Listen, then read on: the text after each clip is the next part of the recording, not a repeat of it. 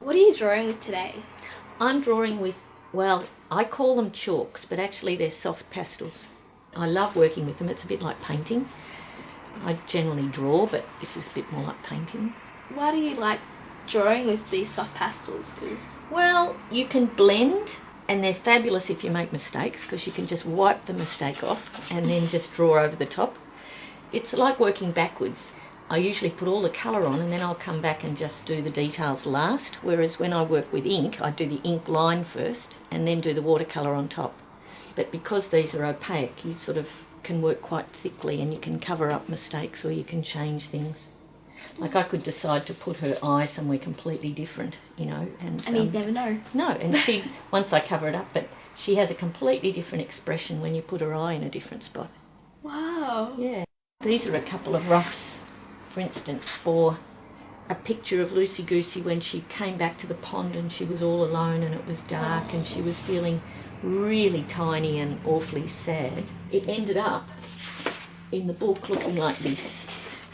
So you can see there's quite a bit of difference. Yeah, there's a difference, but you can see a progression. Like for some reason I've decided not to do the back view, maybe because she's not quite as recognisable.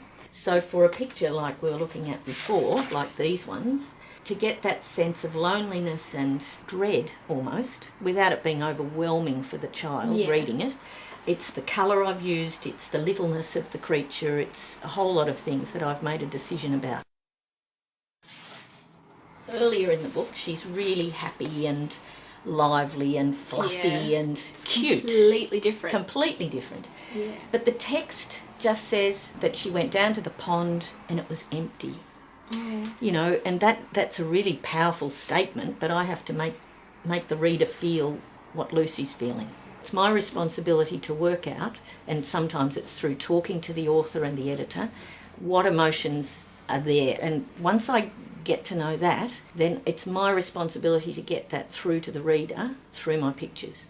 Okay. So it's quite a team thing. You have to be an artist who doesn't mind working in a team, a bit like being a musician in an orchestra. You know, some people like to be completely solo, but I enjoy that interaction.